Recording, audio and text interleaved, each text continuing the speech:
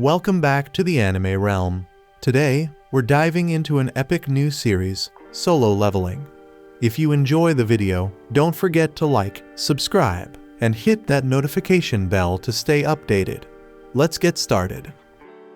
The story then continues with Jin-Woo sleeping in late, only to be jolted awake by a call from Gina. Hearing his groggy voice, Gina immediately knows he's still in bed and asks if he even realizes what time it is.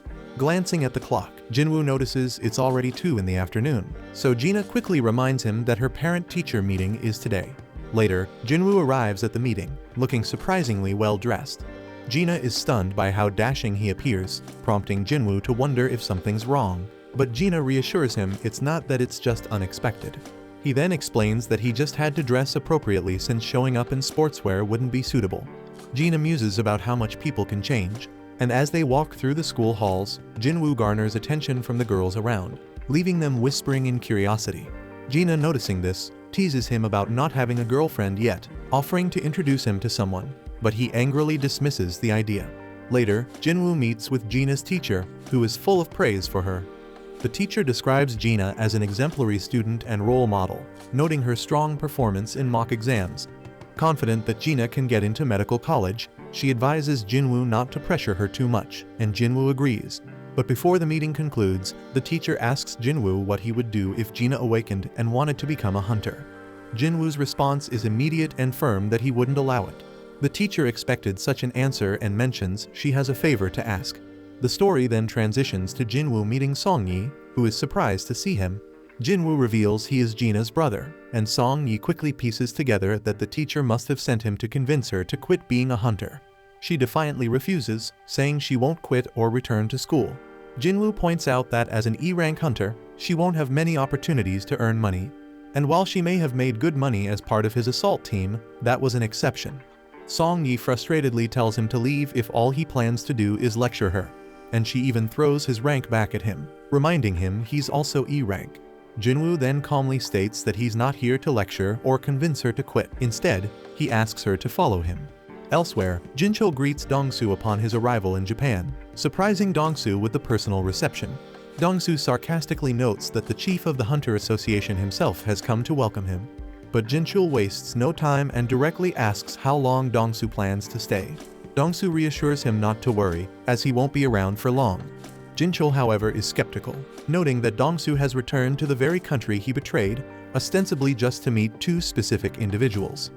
Dong-Soo smirks, confident that Jin-Chul knows the truth. His visit isn't just to see them, and he eerily suggests the surveillance team should turn a blind eye to whatever happens to those 2 in a dungeon, revealing his intent to eliminate Jin-Woo first and then Leo. And he confidently remarks that Jin-Chul's abilities won't be enough to stop him, and Jin-Chul simply responds that he is just doing his duty. Elsewhere, we see some monsters being unloaded from the chopper that Guild Master Choi and the others took from near Jojo Island, and then Choi briefs the chairman of the Hunter Association on the situation. He explains that the monsters had been attempting to cross the sea to reach the mainland, but couldn't sustain flight and fell into the water. Choi then warns that if left unchecked, these creatures might one day succeed in crossing over, but Gun-hee promises to do whatever it takes to prevent that from happening. The scene then cuts to Jin-Woo, who meets up with Sang. Sang, surprised by the unexpected call, comments on how rare it is to hear from Jin-Woo, and notices Song-Yi is with him. Jin-Woo then apologizes for the sudden request, but Sang assures him it's fine, though he's curious about Jin-Woo's interest in observing their training. Sang then points to a nearby gate, explaining that it's a level C gate that just appeared recently. As they talk, an impatient man interrupts, grumbling that they should start the raid already since this isn't a picnic. Jin-Woo glances at him curiously, and Sang introduces him as Kim Chul, and a rank hunter with the role of a tanker. Sang adds that Kim Chul is the leader of the assault team, and it's clear that Kim Chul is annoyed about having E-rank hunters tagging along to watch his raid. Kim Chul's displeasure is obvious, and Sang tries to smooth things over by explaining the team composition to Jin-Woo. The raid consists of 1 rank A hunter, 5 rank BS, and 2 rank CS, making a total of 10 people, including Jin-Woo and Song-Yi. Jin-Woo isn't thrilled about the large group since his main purpose was to show Song-Yi the harsh realities of dungeon raids, but with so many participants, it might dilute the experience. Sang's assistant then advises Jin-Woo to stay on the sidelines and let the newcomers gain practical experience, and Jin-Woo agrees. The team then enters the gate, but Jin-Woo immediately senses something off, and he notices the gate behind him behaving strangely as it begins to glow red. He then realizes what's happening and tries to escape, managing to squeeze his head out to warn Sang to contact the assault team. But then the gate pulls him back inside again. Sang then quickly contacts Bleak, informing him of the red gate, and Bleak immediately sets out to assist. Inside, Jin-Woo and the team find themselves in an endless snowfield, stunned to discover that the gate has completely vanished, so panic sets in as they wonder how they'll escape. Kim Chul then steps forward and explains that they're trapped inside a red gate. Song Ji confusedly asks what that means, so Jin-Woo calmly explains that unlike normal gates, a red gate is a dungeon where all contact with the outside world is lost upon entry, and to escape they must either defeat the boss or wait for the dungeon to collapse, and adds that the outside world cannot interfere, and the dungeon will be crawling with dangerous magical beasts. Suddenly, arrows rain down on the group. One hunter is killed instantly, but Jin-Woo quickly catches the second arrow that is aimed at Song Yi and shields her from harm. The girl is stunned by his reflexes, and the team realizes they are surrounded by ice elves. Jin-Woo then notes that their distance had masked their presence, and he sees they targeted the group's weakest members, and he acknowledges that if this had happened 2 months ago, he wouldn't have survived. The ice elves then retreat, leaving Song Yi confused, so Jin-Woo explains that ice elves are ruthless predators known as ice slayers among hunters, feared for their brutal efficiency. Kim Chul then takes charge, announcing that no help will be coming in this place, and insists they follow his commands if they want to survive. He then claims that he can't manage the entire group, so he proposes splitting into 2 teams, arguing this will improve their chances. He warns that staying in one place risks freezing to death, and insists he can protect those who go with him. Most of the group agrees to go with Kim Chul, but he quickly singles out the weaker members, refusing to take them along, and he explains that their presence would slow the team down. He then states that 1 day in this dungeon equals an hour outside, and it could take months to defeat the boss or wait for the dungeon to collapse. And with a cold, dismissive tone, he labels them as dead weight, so he is going to leave them, but he promises to come back for them once the boss is defeated.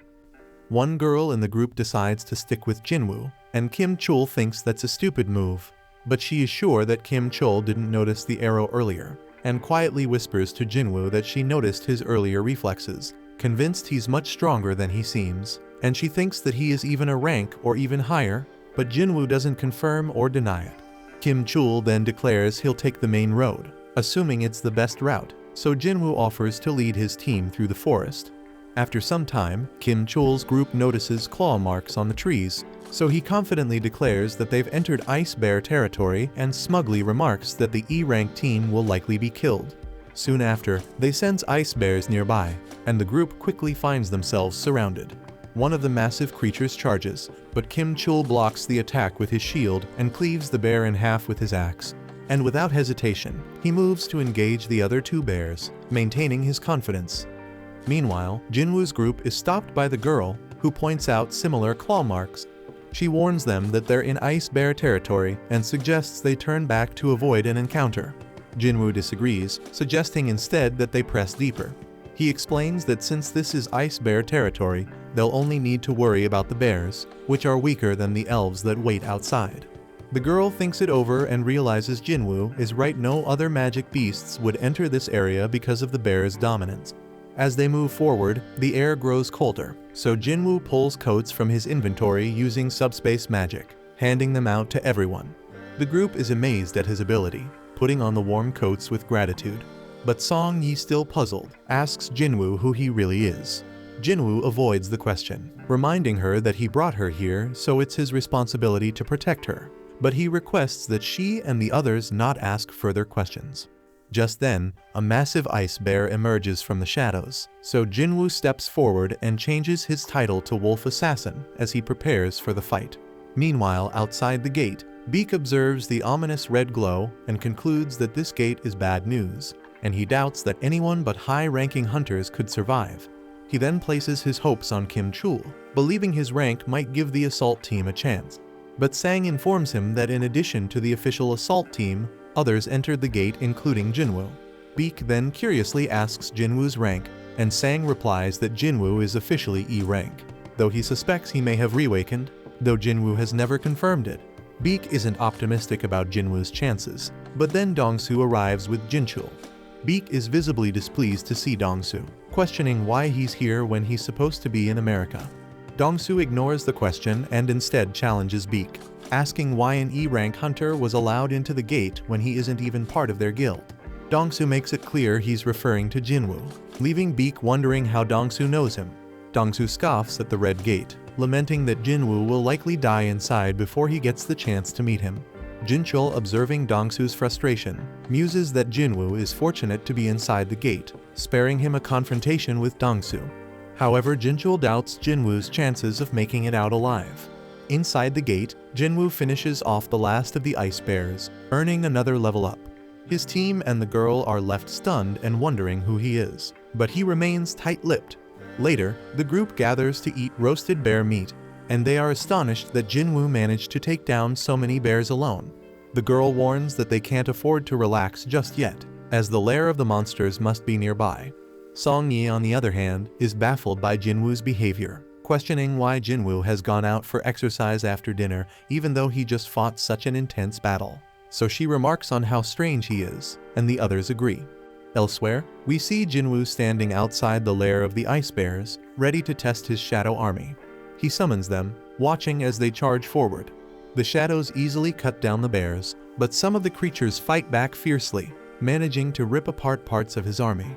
However, the shadows regenerate quickly using Jin-Woo's mana and return to the fight. Then we see that the mages in his army provide excellent support, and Jin-Woo is impressed, thinking they've performed better than expected. But he notes that maintaining them uses a lot of mana. Suddenly, the massive boss of the ice bears emerges, and with a single devastating attack, it wipes out Jin-Woo's entire shadow army, draining a significant amount of his mana in the process. Left unable to regenerate his soldiers, Jin-Woo summons Igris. The Shadow Knight steps forward confidently, so the bear charges at him, but Igris dodges with ease, delivering a precise slash, and in moments the bear is brought to its knees. It attempts a final desperate attack, but Igris finishes it with a swift beheading. Jin-Woo observes, impressed by Igris's power. Reflecting on their earlier duel, he admits that he would have lost if Igris had used his sword. Even now, at his current level, Jin-Woo believes Igris might still be stronger, and then he praises Igris for handling the fight so well. Meanwhile, Kim Chul's party faces the elves, and we see that all of his teammates have been killed, leaving him alone struggling to process what the hell just happened. He bitterly reflects on how close he was to becoming an elite member of the White Tiger Guild, only to end up in this dire situation. The sight of the elves and the remaining survivors terrifies him, and he realizes he has no chance of winning, so he runs as fast as he can to escape. Then we see Jin-Woo stands victorious over the Death Bears, showcasing his immense power as a necromancer. With a simple command to rise, shadow bears emerge from the corpses, seamlessly joining Jin-Woo's ever-growing shadow army. Outside the portal, Sang explains that the strike force has been trapped inside for 3 hours, which translates to about 3 days in the portal's distorted time. Red gates are notoriously dangerous, so Dong-Soo concludes that Jin-Woo must already be dead and begins preparing to leave. However, Dong-Soo halts his departure, demanding to know why Jin-Woo was associating with the White Tiger Guild in the first place. Sang casually explains that Jin-Woo is merely an acquaintance who wanted to observe a C-rank mission. Then, while Sang feels relieved that this answer should suffice, Dong-Soo shocks everyone by suddenly choking Sang. Dong-Soo isn't fooled, he knows Sang has a talent for identifying promising new hunters. At that moment, Baek steps forward, transforming as he tells Dong-Soo to stop. This only enrages Dong-Soo further, who dismisses Bak as nothing more than a big fish in a small pond. The two S-rank hunters then release some of their power, sending waves of terror through those nearby. Sang grows increasingly alarmed, fearing that an S-rank battle could devastate the entire area. But despite this, the tension escalates and the two hunters clash. Inside the portal, Kim Chul feels relieved after escaping the elves, but his relief turns to horror when he stumbles upon the mangled corpses of the Death Bears. The sight terrifies him, and he begins to wonder how the E ranks he abandoned could possibly be responsible for such devastation. The sheer destruction leaves him trembling, so he suspects that the ice layers might be the true culprits and quickly retreats into the forest. Outside the gate, Dong-soo is impressed when Jin-chul intervenes, managing to stop the escalating S-rank fight, so Jin-chul humbly admits that the only reason his arms remain intact is that the two S-rank hunters restrained themselves at the last moment. Jin-chul then reassures Dong-soo that Jin-woo is just an E-rank hunter, emphasizing that he re-evaluated Jin-woo 2 months ago and found no reason to believe otherwise. Additionally, Jin-chul explains that the surveillance team's investigation into your brother's death revealed it was caused by a magic beast. Dong-soo dismisses this as a convenient public cover-up, convinced that if Jin-woo isn't the culprit, then the killer must be the wealthy Leo. Jin-chul then questions why Dong-soo is targeting Jin-woo if he believes he isn't the killer, but Dong-soo's reply is cold and blunt. It's an excuse to kill. But before the conversation can continue, Dong-soo is called away, muttering that Jin-woo is lucky. Sang watches him leave and reflects on how no one truly grasps the depth of Jin-woo's power the way he does. Confident in Jin-woo's strength, Sang believes he will survive the Red Gate. Inside the gate, Jin-woo's group sits around a fire, trying to stay warm, but their moment of peace is shattered when Kim-chul storms in, furious to see these weaklings alive and thriving. Dressed in weather gear and surrounded by blankets and food, they're clearly in much better shape than his own group. So Kim-chul gets enraged and accuses them of hoarding supplies, claiming his team died because they lacked proper equipment. Blinded by anger, he demands to know who was hiding all the gear and blames Park, suspecting she joined the weaker group because she knew the truth. Kim-chul then issues an ultimatum, counting down from 3 and threatening to eliminate them all if the culprit doesn't confess. And when no one speaks up, he screams Jin-woo's name, assuming him to be responsible and prepares to attack. However, before Kim-chul can act, Jin-woo suddenly appears and utterly overpowers him. The group is stunned by their leader's unexpected return, and Jin-woo admonishes Kim-chul for blaming others for his party's failure. Jin-woo also senses something more sinister nearby and accuses Kim-chul of dragging even greater trouble into their midst. Turning his attention to the surroundings, Jin-woo calls out to the hidden presence, stating that their aura is far too strong to go unnoticed, and he orders them to drop their stealth. In response, the Ice Elves reveal themselves, their leader remarking in disdain that one of the human scum is unexpectedly strong. Jin-woo retorts sharply, shocking everyone as he speaks fluently in the language of the magic beasts. Even Jin-woo is surprised by this ability, quickly deducing that his cheat system must be responsible. The elven leader then begins to explain their presence, revealing that one of his men sensed Jin-woo's immense power when he stopped the arrow, so the elf wanted to challenge Jin-woo to a fight. However, before the leader can finish speaking, Jin-woo swiftly chops off the challenger's head. The leader is amused by this display of brutality, but Jin-woo is uninterested in entertaining him and immediately launches an attack. The leader defends himself skillfully, and Jin-woo quickly realizes that this opponent won't go down easily. The leader, still amused, remarks that Jin-woo isn't human and questions why he's pretending to be. Jin-woo is confused by the comment, but the leader's laugh makes it clear that he knows something Jin-woo doesn't. He explains that elves are driven by a voice in their minds commanding them to kill humans, but strangely, they don't hear it when it comes to Jin-woo. This revelation makes Jin-woo suspicious, wondering if the elves' silence toward him is connected to his system directives. The leader speculates that Jin-woo might not be entirely human and encourages him to sensibly hand over the other humans. But Jin-woo demands to know why the elves are targeting humans at all. As the leader begins to answer, something bizarre occurs. His body glitches, and he repeats himself as if stuck in a loop. However, Jin-woo refuses to comply, and the leader warns that defiance would make Jin-woo their enemy and reminds him that they vastly outnumber him. But Jin-woo is undeterred and questions why the leader is so confident. And with that, Jin-woo summons his shadow army, leaving the others to look on in disbelief, wondering how such a thing is even possible.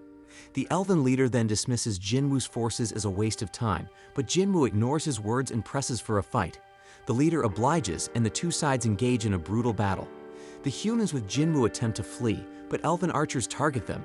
Jin-woo demonstrates his incredible skill, eliminating the archers with ease, but despite his prowess, Jin-woo begins to understand the leader's confidence. The elves are stronger than he anticipated and are dealing significant damage. While Jin-woo's shadow army is technically immortal, regenerating his troops costs magic power. Though Jin-woo possesses a considerable reserve, it isn't infinite, and he realizes it could eventually run out, and even worse, he concludes that the elven leader is undeniably stronger than him. The leader engages Jin-woo directly, and Jin-woo quickly evaluates the situation, realizing that even with Igris fighting beside him, Barker remains an overwhelming opponent. The odds are against him, and his regular soldiers won't suffice, so Jin-woo concludes he needs a stronger force to match the leader's power. The leader then formally introduces himself as Barca, and Jin-Woo returns the gesture. The two warriors charge at each other with ferocity, and Barca immediately displays his dominance. However, he's momentarily stunned when Jin-Woo teleports his blade to his opposite hand mid-attack. Their exchange continues with narrow misses on both sides, but Jin-Woo eventually gets pushed back. Barca expresses delight at the challenge, stating he hasn't enjoyed a fight like this in years. Jin-Woo, smiling back, unleashes a massive meteor that crashes down onto Barca, catching him off guard. Meanwhile, Kim Chul regains consciousness, seething with anger.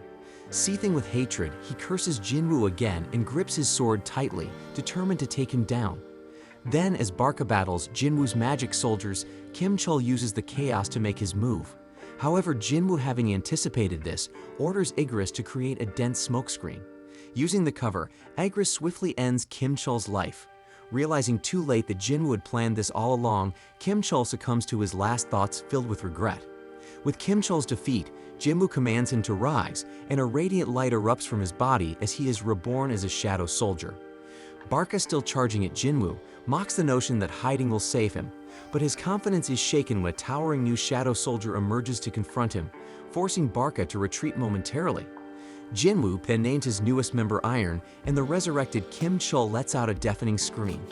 Barca assesses Iron, quickly noting after a few seconds of battle that the soldier lacks agility but possesses immense durability. Nearby, Song-Yi watches in disbelief, wondering if all hunter battles are this intense. Her companions assure her that this battle is far beyond anything they've seen before. Then, while Iron holds his ground, Barca declares the fight lacks challenge and demands that Jin-Woo and Igris join the fray. Jin-Woo accepts Barca's challenge with a smirk, and the intense 3-on-1 battle begins.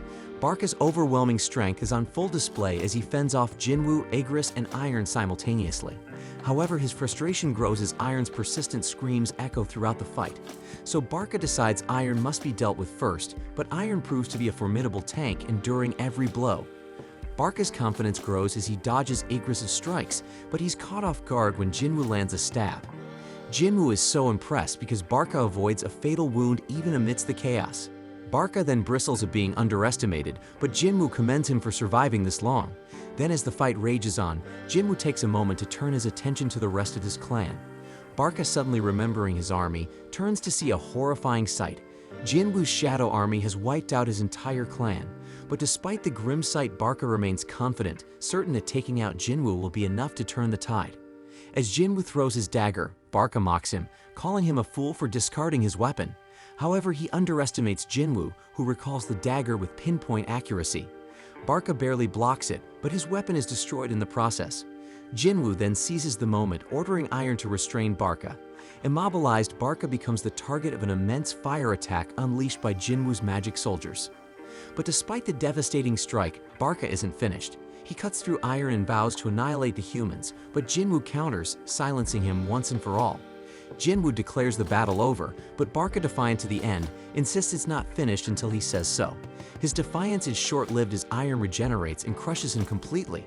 So Jin-Woo reiterates that the battle is indeed over as Barca lies lifeless on the ground. The ground then begins to tremble, but it's actually merely Iron ensuring their victory is absolute. Jin-Woo reprimands Iron, reminding him to show restraint, and silently hopes this behavior won't become a recurring issue. The group then breathes a collective sigh of relief, astonished as Jin-Woo calmly tells them it's time to leave. They all feel relieved to leave, but before that, Jin-Woo takes one final look at Barca's lifeless body. Outside the portal, Sang tells Bak it's time to return home, as a week has passed inside and the chances of survival seem slim. But Bak refuses to leave, unwilling to abandon his guild members. Then both men are stunned when the portal begins to open, and Bak confidently assumes it's Kim Chul emerging, certain his guild member managed to succeed. However, both are shocked when the figure stepping out isn't Kim Chul but Jin-Woo, alive and unscathed. Sang's confidence proves correct, and Jin-Woo stands as the undeniable victor. The gate then closes, and Bak is left wondering about Kim Chul's fate, and when he learns that only the low-ranked hunter survived, he is horrified and deeply curious about what transpired inside. Bak then approaches Jin-Woo for answers, but Jin-Woo, visibly exhausted, tells him to direct his questions to someone in his guild. Bak is taken aback, interpreting this as defiance, and he is stunned by the audacity, as Jin-Woo wasn't asking, he was ordering, and worse, it could even be taken as a threat. Tensions rise as Blake grows more serious, emphasizing that 6 of his guild members are missing, making it his duty to find out what happened.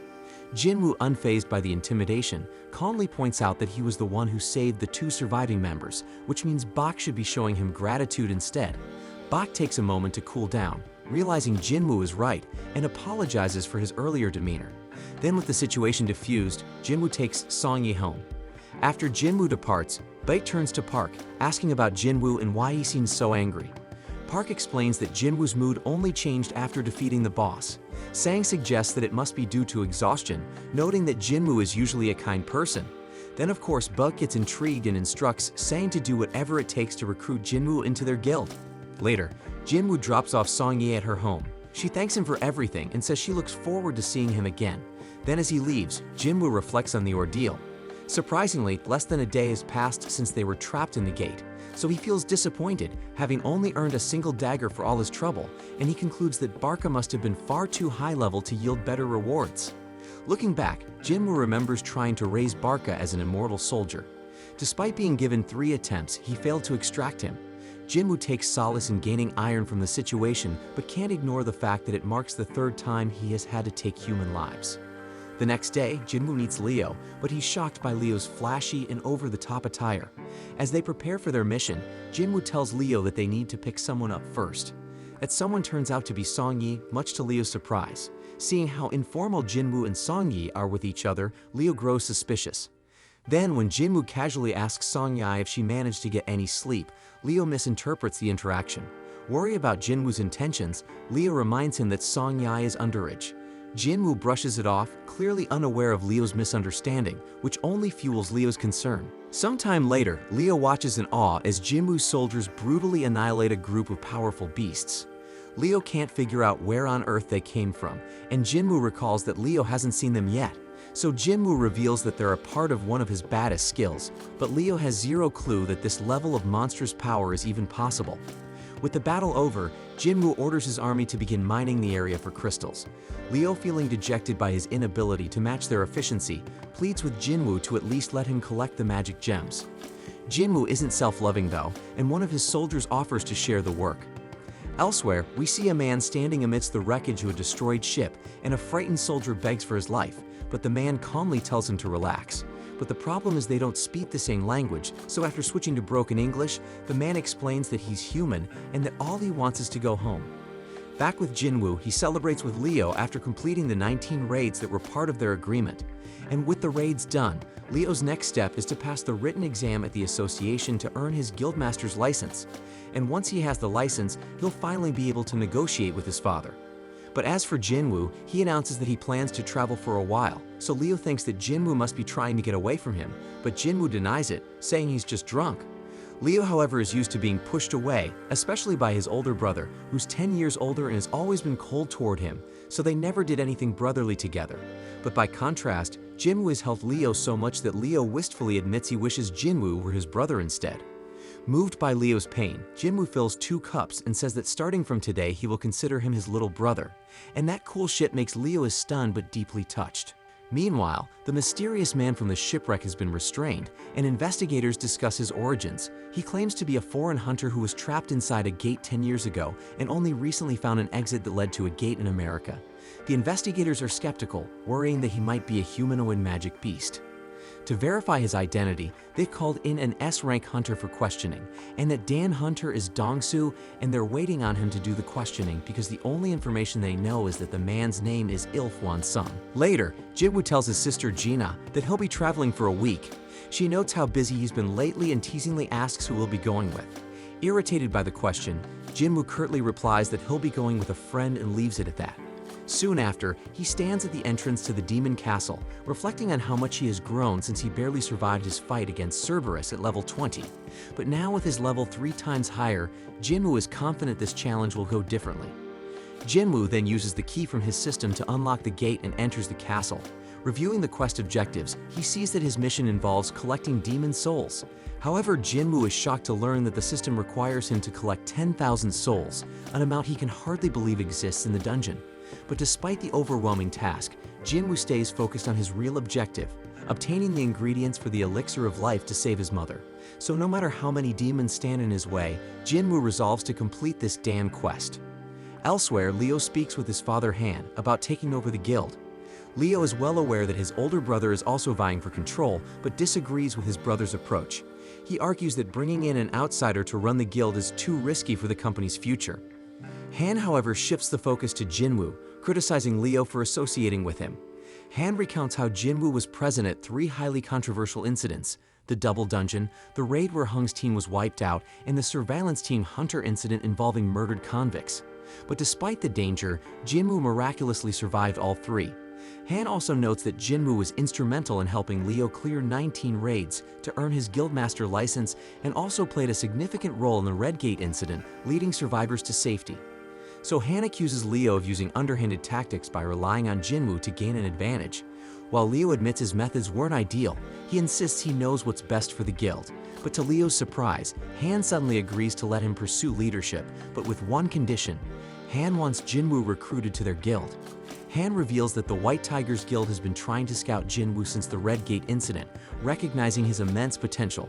So if Leo truly wants to lead, Han challenges him to secure Jin-Woo's allegiance first.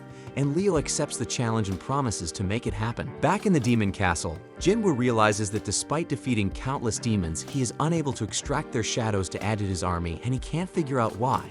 He has taken down a massive number of them, yet it feels like all that effort might have been wasted.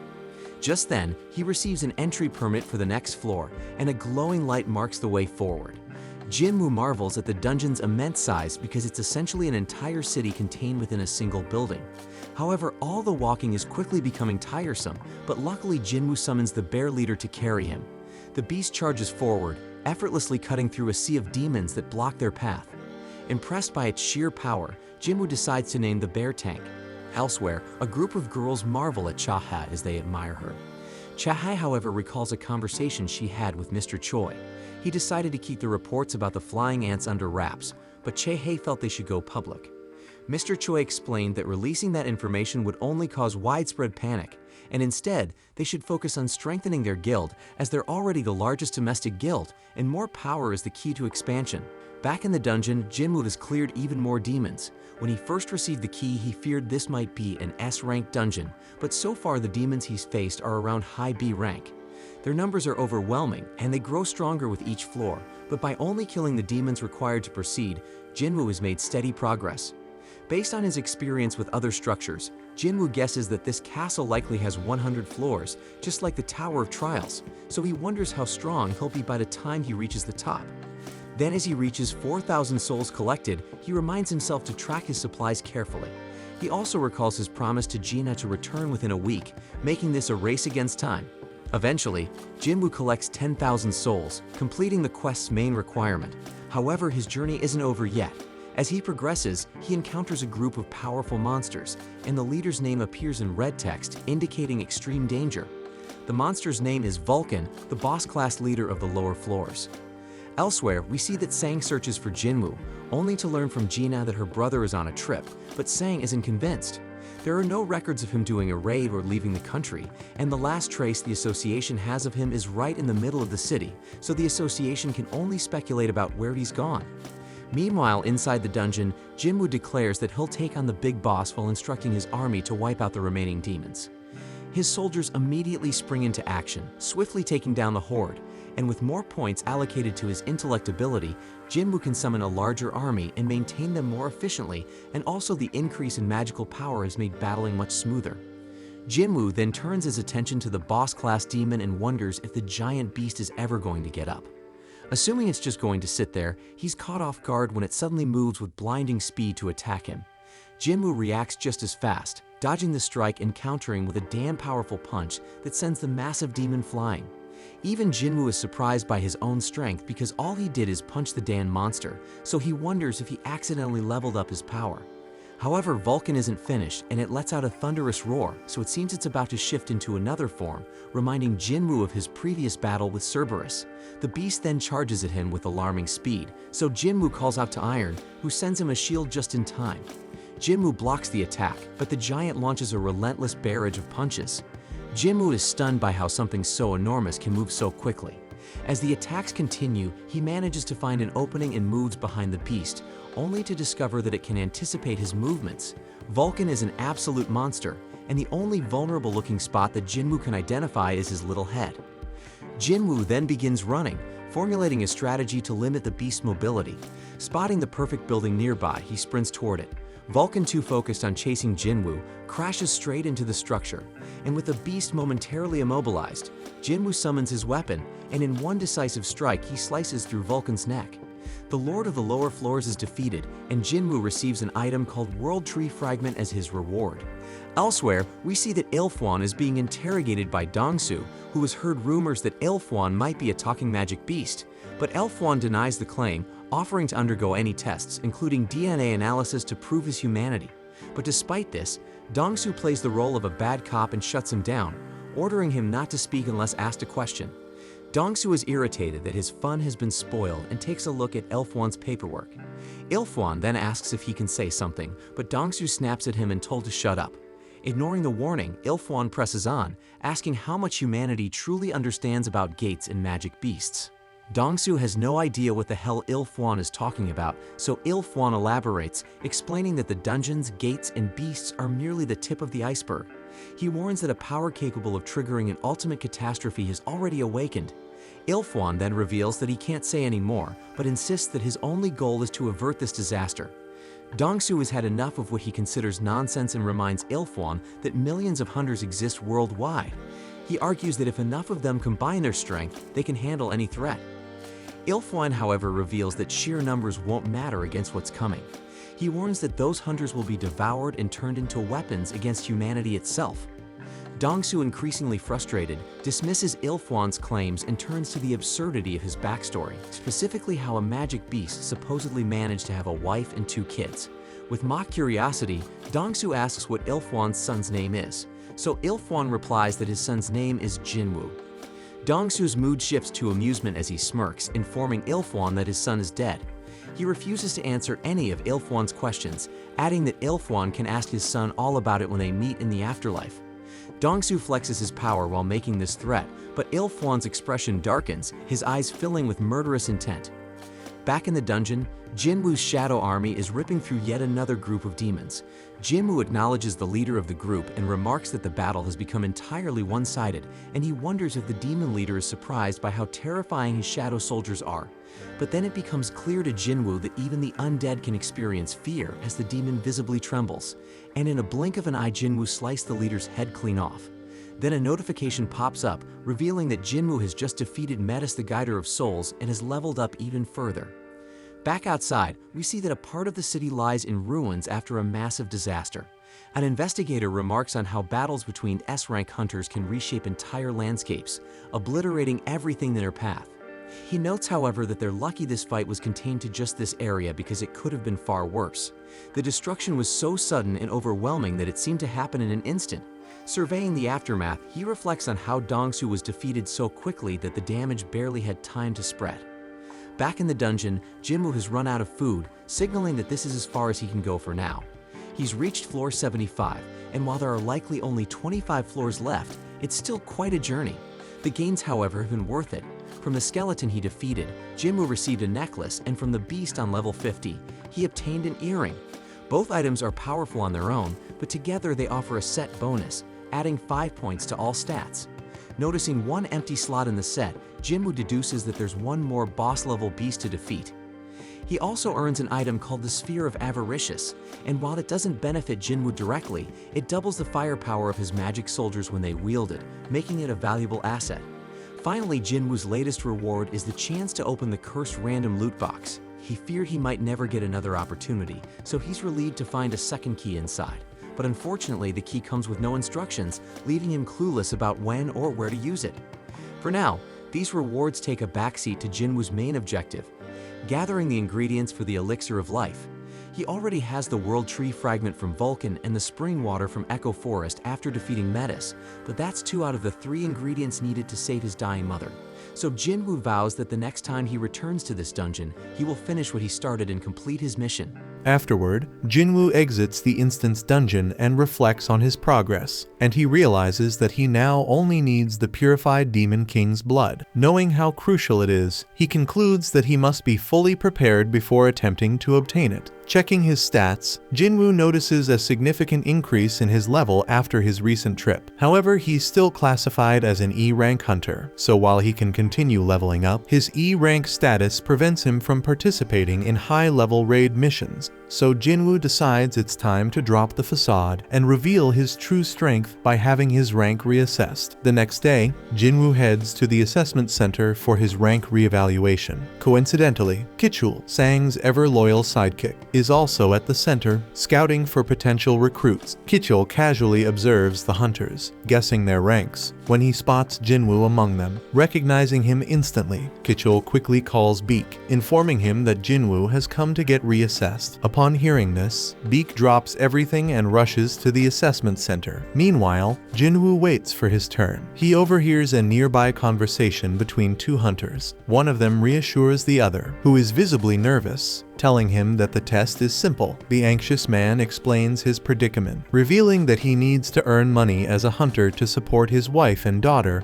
who have threatened to leave him. The other guy tries to comfort him, saying that as long as his rank is better than E, he'll be fine. He even points out recruiters who are ready to make offers to anyone ranked above E. Hearing this, Jin-Woo reflects on how this has always been the harsh reality for E-rank hunters. Moments later, he is summoned for his test. Inside, the examiner notes that Jin-Woo is here for a reassessment and assumes he's familiar with the process. So she instructs him to place his hand on the black crystal and wait. Jin-Woo complies, but the examiner immediately notices an issue. An error message appears on the machine. She asks him to try again, but the same error pops up. The examiner repeatedly resets the machine, yet the result remains unchanged. Her superior arrives, noticing her distress, and asks if something is wrong. She explains the situation, believing the machine must be malfunctioning, so the superior decides to conduct the test himself. But when the same error occurs, he realizes it's not a mechanical failure. The superior explains to the examiner that this error isn't due to the machine, but rather its inability to measure Jin-Woo's magical power. His energy has surpassed the device's limit, rendering it incapable of providing an evaluation. Stunned, the examiner quickly pieces it together. Jin-Woo has become this country's 10th rank hunter. Meanwhile, outside the evaluation center, Mr. Choi approaches Jin-Chul, inquiring about the progress on the winged ant's investigation. Jin-Chul explains that the investigative department has conducted an autopsy and is comparing the current sample with those from previous cases. However, they still require more time to reach a conclusion. Mr. Choi acknowledges this and changes the subject, bringing up the recent Red Gate incident. He mentions that the White Tiger Guild allowed a non-member to participate in the raid and even let him take down the boss. So he curiously asks Jin-Chul about the man's identity. Jin-Chul admits he has no idea, revealing that although he was present during the raid, he left before it ended. Mr. Choi is visibly disappointed by this and then notices a commotion inside the center. Deciding to investigate, the two head into the building, where they witness the aftermath of Jin-Woo's failed rank reassessment. Everyone is buzzing about the machine's inability to evaluate his power. The examiner informs Jin-Woo that he will need to return in 3 days for a re-evaluation using specialized equipment, as a standard machine is insufficient to measure his capabilities. Meanwhile, Kichul watches from a distance, realizing that Jin-Woo is exactly as Sang anticipated. Recognizing the opportunity, he prepares to approach Jin-Woo to strike up a conversation. Just then, Mr. Choi and Jin-Chul enter the building. Jin-Woo instantly recognizes Mr. Choi as the renowned Ultimate Hunter, the country's strongest fire mage. Sensing Jin-Woo's powerful aura, Mr. Choi quickly deduces that he is the source of the commotion. Eager to recruit him, Mr. Choi steps forward to introduce himself, but Jin-Woo casually walks past him without a word. The entire room is stunned by this unexpected snub.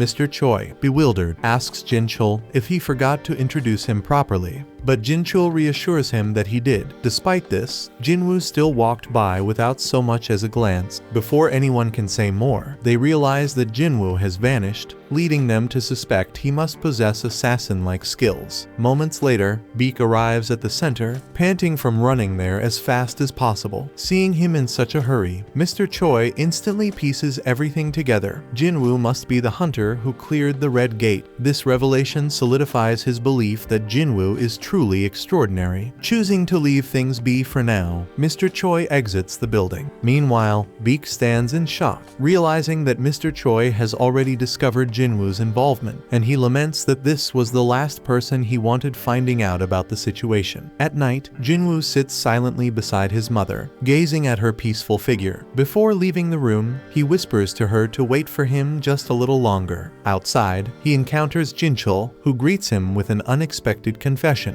Jin-chul admits that Jin-Woo has completely changed his perspective. He explains that as part of the surveillance division, his job is to monitor hunters and bring those who break the law to justice. In the past, he had always been confident in his ability to judge people, but Jin-Woo has shattered that confidence, proving him wrong. As Jin-Woo walks toward the exit, he asks if he's under surveillance as well. Jin-chul reassures him, saying they aren't monitoring him as a criminal. However, he notes that the surveillance team is tasked with controlling hunters, yet even they are powerless when it comes to S-rank hunters. Jin-Woo nods and continues toward the exit, but Jin-chul stops him, saying there's someone who wants to meet him. Moments later, Gun-hee, the chairman of the Hunter Association, enters the scene. Introducing himself, Gun-hee invites Jin-Woo for a calm and friendly conversation. First, he congratulates Jin-Woo on officially becoming an S-rank hunter. Jin-Woo looks confused, prompting Gun-hee to clarify, so he explains that the reassessment was merely a formality. The moment the machine failed to measure Jin-Woo's power, his status as an S-rank hunter was essentially confirmed. So Jin-Woo curiously asks why the reassessment was necessary if his rank was already decided. Gun-hee smiles and explains that it provided the association with a grace period and opportunity to meet Jin-Woo before anyone else could. Gun-hee elaborates, revealing that while the association manages a vast number of hunters, only a few are truly exceptional. Most elite hunters tend to join guilds in pursuit of fame or money. He then points out that even Jin-chul, one of their best experts, is only in a rank, leaving the association in dire need of a more powerful figure. Gun-hee then extends an invitation to Jin-Woo, offering him the most prestigious position in the association. He explains that the government no longer holds real power in the country. It's the hunters who now dictate the balance of power. At the center of this dynamic are the 5 major guilds, massive organizations barely maintaining a fragile equilibrium. Gun-hee warns that if Jin-Woo joins any one of these guilds, the delicate balance will be thrown into chaos. Instead, he proposes a solution. Jin-Woo should join the association and transform it into the 6th major power, capable of holding the guilds in check. Gun-hee asks for Jin-Woo's thoughts on the matter, and Jin-Woo, intrigued by the opportunity, begins to seriously consider the offer. Jin-Woo then takes note of Gun-hee's remarkable presence. As the first S-ranked hunter in the country, Gun-hee radiates overwhelming power and strength, with a physique that defies his age of over 80 years. Jin-Woo realizes that despite stepping back from active duty, Gun-hee still carries the strength to rival him. He knows his life could take a turn for the better if he accepts the invitation, but Jin-Woo still refuses. Gun-hee assumes Jin-Woo, like many others, is choosing money, but Jin-Woo surprises him by stating otherwise. Jin-Woo explains that he longs for battle, declaring that the dungeon is where he truly belongs. Hearing this, Gun-hee feels his old heart race, a sensation he hasn't experienced in years,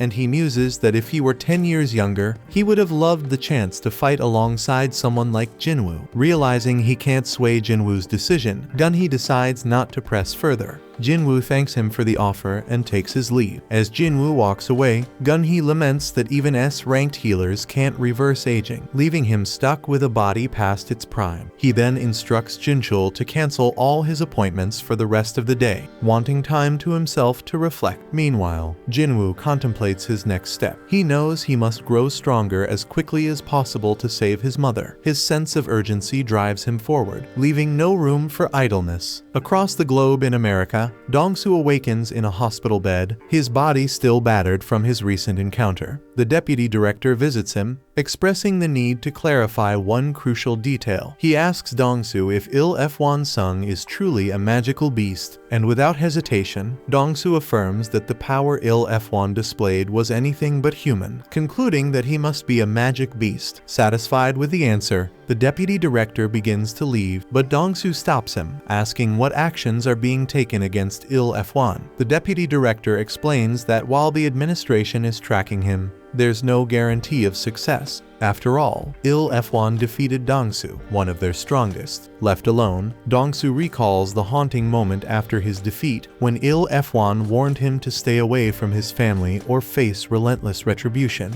Even in hell, he will not leave his ass safe. Fueled by rage and humiliation, Dong-soo resolves to prepare himself for a rematch, so he realizes he'll need a powerful artifact to stand a chance. It is explained that artifacts, in the hunter's world, are man-made relics of immense power, considered high-level equipment in the hunter world. Even the most skilled craftsmen struggle to create them. Meanwhile, we see Jin-Woo scrolling through artifacts on an online auction site, but nothing catches his eye. Everything worth considering is outrageously expensive, and he knows he needs to be fully prepared before taking on the demon castle. He inspects his sphere of avaricious, which can double magical damage. He notes that while some market items can boost magic power by 20–30%, there's nothing else that can outright double it. Jin-Woo realizes the sphere could fetch a massive price if sold, but its origins would raise too many questions, especially since he's only ranked E. So he thinks that if he had records of completing a rank A raid, selling it might be easier, but as an E-rank hunter, even participating in those raids is off-limits. Just then, his search leads him to a job listing from the Hunters Guild. They're hiring miners for a large-scale expedition, and to his surprise, there's no rank requirement. Meanwhile, Gun-hee reviews Jin-Woo's file. He notices how drastically different Jin-Woo looks compared to 4 months ago, leading him to question if Jin-Woo is a false ranker. However, Jin-chul assures him otherwise, revealing that Jin-Woo sustained several injuries while clearing low-rank dungeons. He then explains that Jin-Woo became a hunter to fund his sick mother's care and pay his sister's tuition. Gun-hee, impressed by his devotion to his family, learns that Jin-Woo recently joined the Hunters Guild raid mission. Gun-hee assumes Jin-Woo couldn't resist the sign-up bonus, but Jin-chul corrects him, explaining that Jin-Woo joined as a miner, not part of the assault team. Gun-hee is puzzled, unable to figure out Jin-Woo's motives. Meanwhile, we see Jin-Woo arrive at the gate site. He's accepted as a miner due to his strength, which stands out even among combat-type hunters. Jin-Woo then explains that large-scale gates, such as rank A, require various teams. The assault team for fighting monsters, the mining team for extracting mana stones, and the recovery team for collecting monster corpses. So with so many people involved, the rewards are substantial. Meanwhile, inside the dungeon, we see the guildmaster Mr. Choi battling the monsters solo. He incinerates them with his powerful fire magic, while the tanks shield the team from his flames. The monsters are left charred,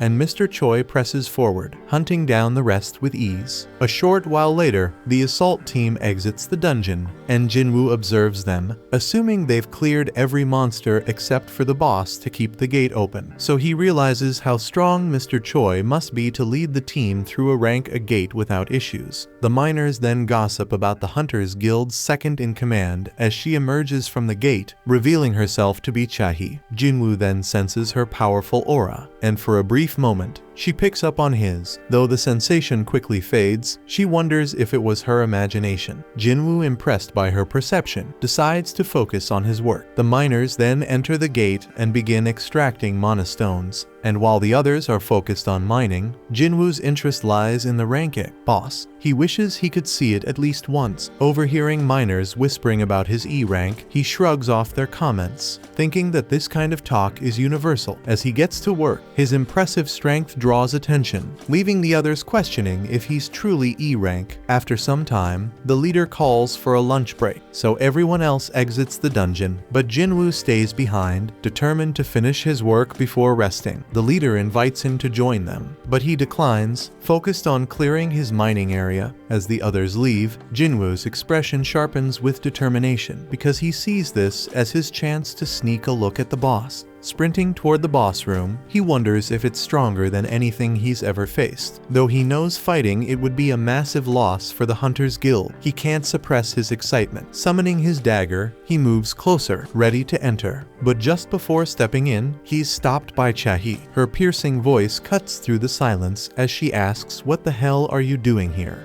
Jin-Woo regrets his reckless decision and, letting out a defeated sigh, explains to Cha-hee that he had simply taken a wrong turn and somehow found himself in this situation. She questions whether he belongs to the mining team and bluntly warns him that this is the boss room, instructing him to step back immediately. Jin-Woo silently acknowledges her impressive skills, noting how she approached without him even noticing until she spoke. Cha-hee then notices that the dagger she had seen earlier in Jin-Woo's hand has vanished. Wondering if her eyes were just playing tricks on her, Jin-Woo apologizes for wandering off, a trace of regret coloring his tone, and she snaps at him to get out immediately, lest he aggravate the boss. Jin-Woo attempts to leave, but as he passes by Cha-hee, she spots something off and commands him to stop. When he halts, she takes a whiff of him. Surprised that he isn't reeking, she asks him if he's really a hunter, and upon confirming he is, and that he's ranked E, she wonders if something's wrong, yet she brushes it off, cautioning him to be careful on his way out. As he turns to leave, she ponders whether his lack of stench is due to his low rank, and in a quiet moment of introspection, she admits that he actually smells pretty damn nice. Afterwards, we see Jin-Woo heading into the dungeon after his break, while his mining buddies are quietly envious that he got to meet Cha-hee when he got lost. They mention that they can only admire her from a distance and explain that she tirelessly patrols the area to shield them from the boss, even sacrificing her own rest time. Jin-Woo realizes with a flicker of admiration mixed with wistfulness that this is why she was around the boss room, and the mining boss tells him that she's a bit uneasy around the scent of other hunters. The miners add that it's due to her unique constitution, which is why she always covers her nose with a handkerchief. Jin-Woo then reflects on how her reaction to him was notably different, and he wonders if that means he doesn't carry the typical hunter scent. He recalls that the boss of the Red Gate said something similar, and he figures it must be because he's just a player. With a subtle mix of curiosity and uncertainty, he wonders what being a player actually means, though he has no damn clue. Later, we see him receiving his pay after the mining wraps up, and the miner boss expresses his gratitude as they finished ahead of schedule thanks to him. The miners then remark that he possesses a natural knack for this, and the boss even confesses that in all his time, he's never encountered anyone quite like him. He inquires if Jin-Woo would consider working for him on a long-term basis, promising fair compensation, but Jin-Woo replies that this is merely a one-off deal for him. The boss frowns at this, yet he still requests Jin-Woo's assistance for one more day, explaining that tomorrow they have consecutive A and C rank missions. Jin-Woo reflects that his reevaluation test is scheduled for the day after tomorrow, and he feels a surge of confidence having finally grasped the raid process today. Still, he's startled to learn that the Hunter Guild has lined up raid missions one after the other, planning to tackle 2 missions tomorrow. The boss informs him that the second assault team will be assigned to these missions, leaving Jin-Woo thoroughly amazed. The boss boasts that the true strength of the Hunters Guild lies in having 2 assault teams capable of raiding rank A, Gate, something no other guild in the nation can manage. Energized by this revelation, Jin-Woo agrees to return tomorrow as well, and the boss, clearly delighted, promises to speak to his superior about doubling his salary. Jin-Woo modestly tells him not to worry, but the boss remains insistent. That night, we see Cha-hee, with a trace of concern, instructing someone to look into Jin-Woo within the mining team, and she discovers that the person already knows him. He explains that Mr. Choi had tasked him with the same job the other day. However, he is unable to share any details, as every piece of information on Jin-Woo has been sealed by the Blasted Hunter Association. He finds it utterly odd because he's never witnessed the association lock away data on someone who isn't a top-tier hunter, and before he can say more, Cha-hee abruptly ends the call. Lying in her bed afterward, she contemplates what all this might signify, thinking that although she's met many hunters so far, this is the first time she's encountered one who actually smells pleasant. The next day, we observe Jin-Woo arriving at the gate site, and everyone greets him with open arms, their welcome stirring memories of his early hunting days and drawing a gentle smile to his face. They then decide to begin with the C-rank gate for the day, and we see Jin-Woo working the mana stones like a damn human excavator. After wrapping up the work, he joins the others for a meal, and the boss heaps praise on him, claiming they managed to finish early and enjoy this lunch break solely because of his effort. The boss even wonders if Jin-Woo truly doesn't want to stick with them, offering to pay him 5 times the usual rate, but Jin-Woo flatly refuses the deal. Shortly after, Sun Ki-hoon, the captain of the 2nd Assault Team, shows up, asking if someone from the mining crew can lend a hand since their porter couldn't make it today. The boss suggests that the recovery team would be better at hauling things,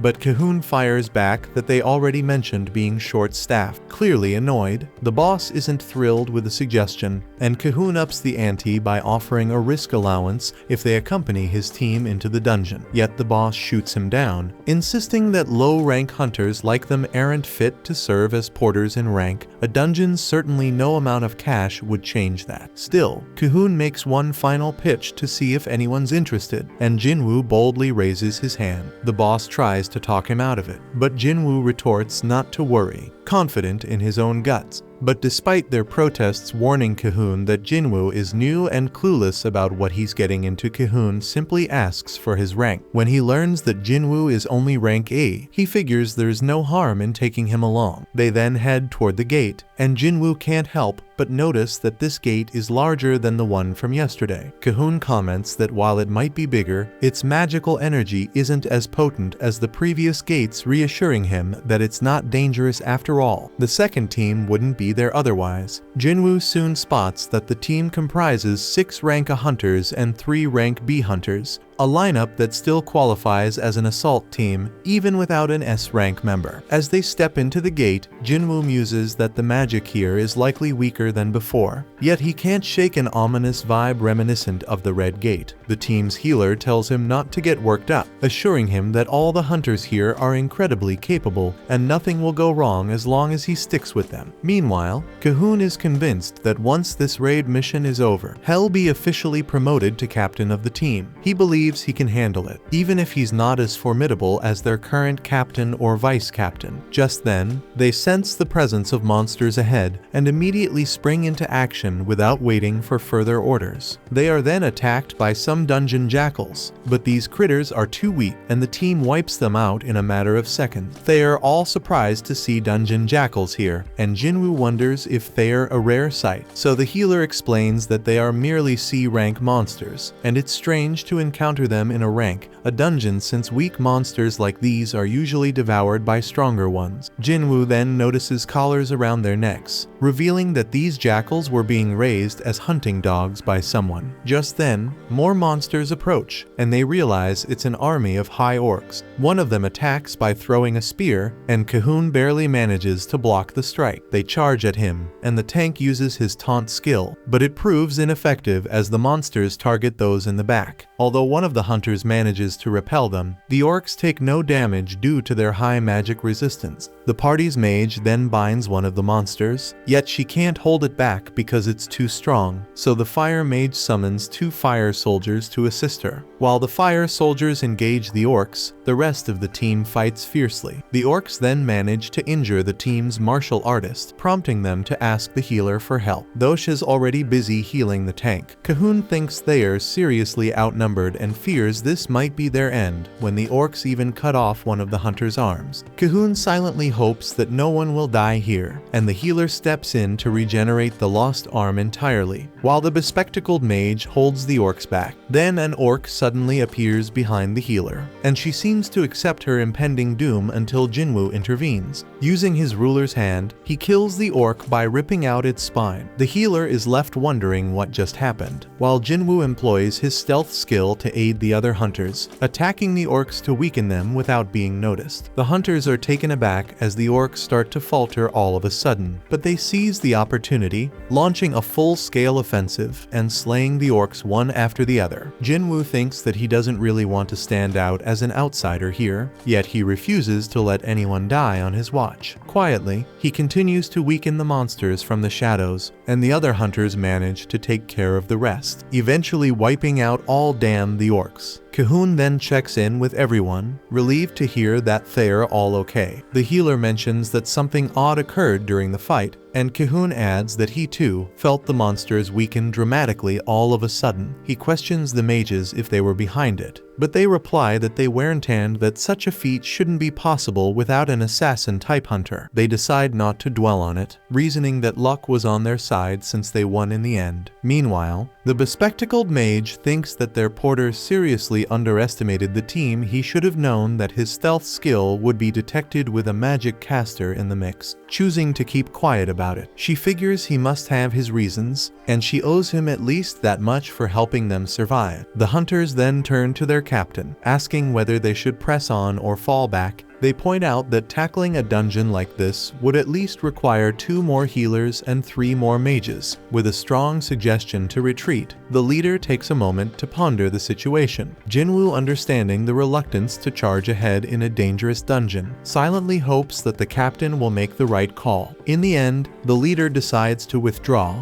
much to everyone's relief. When they reach the gate leading outside, they notice that it's sealed by a barrier, a feature that wasn't there when they first entered the dungeon. The mages then step forward to remove the barrier, glad they chose to retreat, as this dungeon clearly houses an entity capable of such advanced magic. Almost immediately, everyone senses a surge of powerful magic, sparking the question of whether this was the boss. As the mages hurry to dismantle the barrier, Jin-Woo wonders aloud why such a massive magical fluctuation wasn't detected while they were outside after all. Even a B-rank hunter should have picked it up. Just then, the mages suddenly start bleeding profusely, and everyone realizes that someone had cursed the barrier as a sneaky trap. The captain urgently orders one of the hunters to cast some divine magic, but when no one pays attention, he turns around to see what's happening only to find an entire army of orcs looming behind them. They count roughly 50 orcs, and the leaders from both sides step forward, meeting halfway. The orc leader tries to communicate, but his words are unintelligible until the orc shaman takes over his body and speaks in clear human language. The shaman introduces himself as Kargalgan and tells Cahoon that he has been eagerly awaiting the humans. Cahoon then asks if Kargalgan was the one who sealed off the entrance, and the shaman confirms it. Curious, Cahoon asks if there's any being stronger than him in this dungeon, but Kargalgan replies there isn't and challenges them to choose, come face him or perish at the hands of his soldiers. Without a second thought, Cahoon opts to meet the shaman head-on, and the orcs promptly lead the way. But before that, Cahoon confides in Jin-Woo that their plan is to launch an attack on the boss as soon as they reach its chamber. This distraction should briefly disable the barrier. He instructs Jin-Woo to use that opening to escape and alert the other assault team. Jin-Woo can't help but wonder if they are all just signing up for a death wish, but Cahoon bluntly reminds him that their mission is to shut the gate, not necessarily to return alive, and the healer hands Jin-Woo a short will, asking him to deliver it to her family if anything goes south. Though Jin-Woo accepts it with heavy heart, he hopes it never comes to that. She urges him to ensure his own escape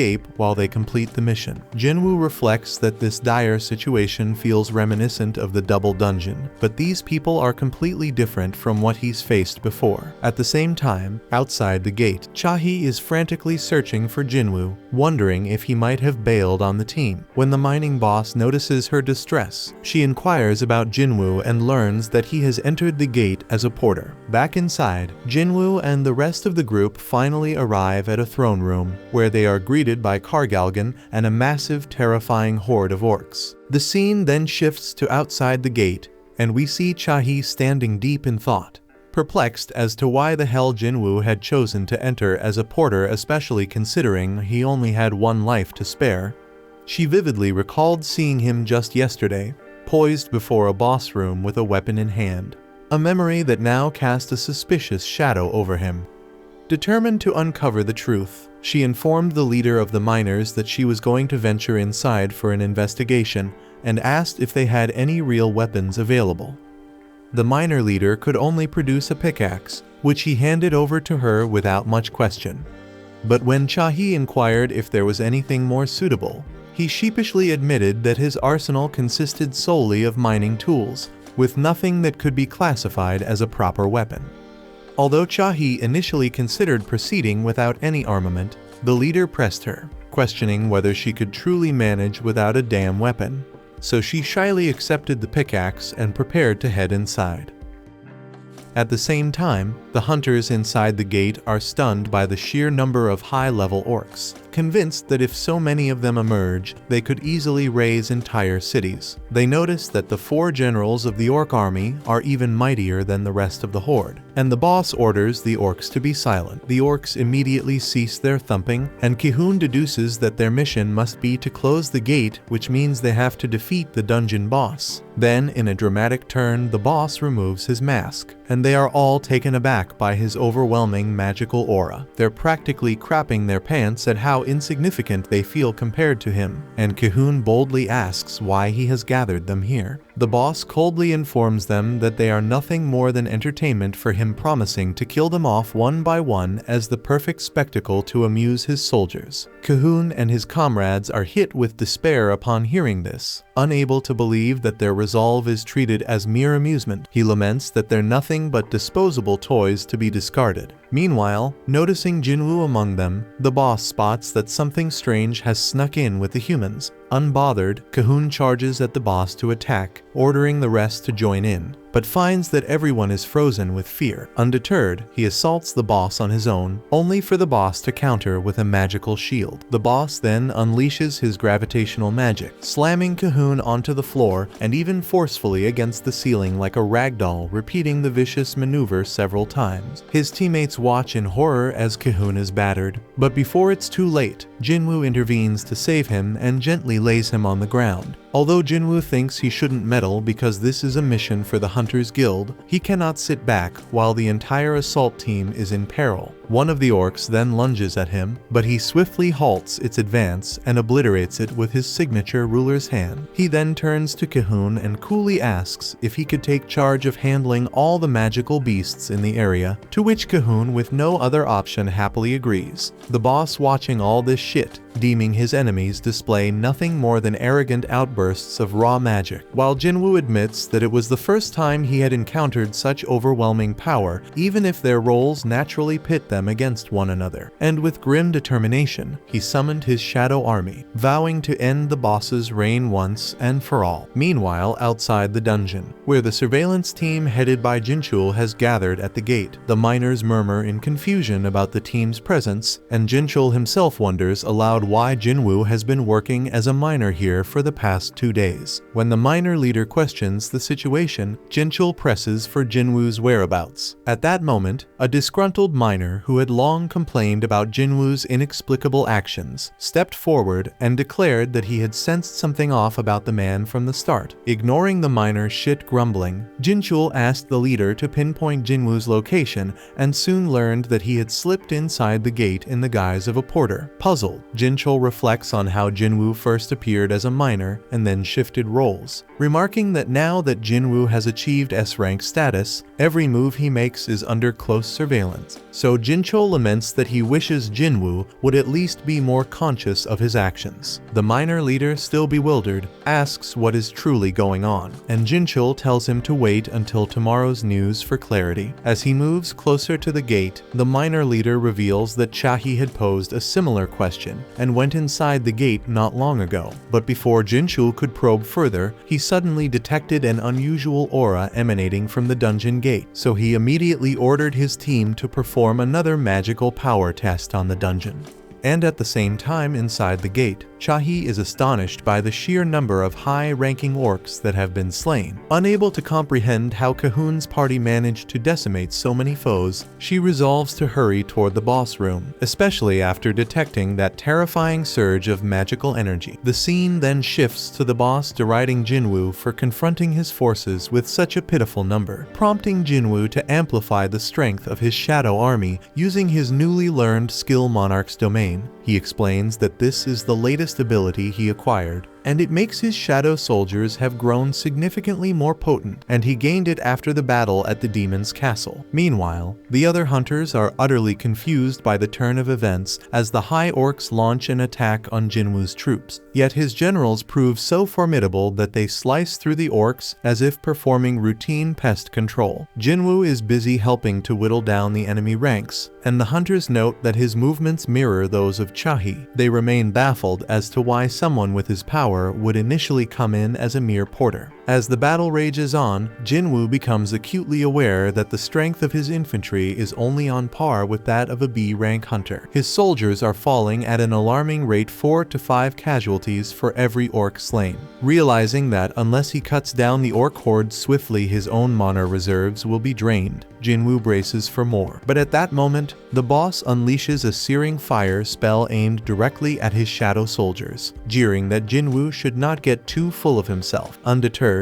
Jin-Woo retorts that his soldiers possess the uncanny ability to resurrect without end. Not satisfied with that, the boss then escalates his assault further by launching his gravity magic at Jin-Woo and his soldiers, and he boasts that he will keep annihilating his forces until his magical reserves run dry. But despite repeatedly wiping out Jin-Woo's army, Jin-Woo continuously resummons his troops without pause, and amid this freaking relentless cycle, Jin-Woo wonders if the boss is deliberately keeping his distance with his long-range magical assaults, while the boss muses over how long Jin-Woo can possibly sustain this damn futile resistance. Outside the gate, the results of a magical power test come in, revealing that this dungeon is perilously close to an S-rank gate. Jinchul immediately instructs the miners to contact the leader of the Hunters Guild without delay, and the surveillance department mobilizes to support the assault team. Inside the dungeon, the boss scoffs at Jin-Woo, asserting that both the might and sheer numbers of his own army far exceed those of Jin-Woo's. As Jin-Woo watches in dismay, he realizes that his magical energy is depleting rapidly. In a swift move, he drinks a mana potion to replenish his strength and announces that he's about to reveal his true potential as a freaking necromancer. With a determined gesture, he raises all the fallen high orcs from the dead, turning them into his undead minions, and boldly declares to the boss that he intends to add the boss himself and his generals to his growing legion. Taken aback, the boss questions whether Jin-Woo might be some sort of lord, puzzled as to why such a being would even be present in this place. He reflects that ever since he first opened his eyes here,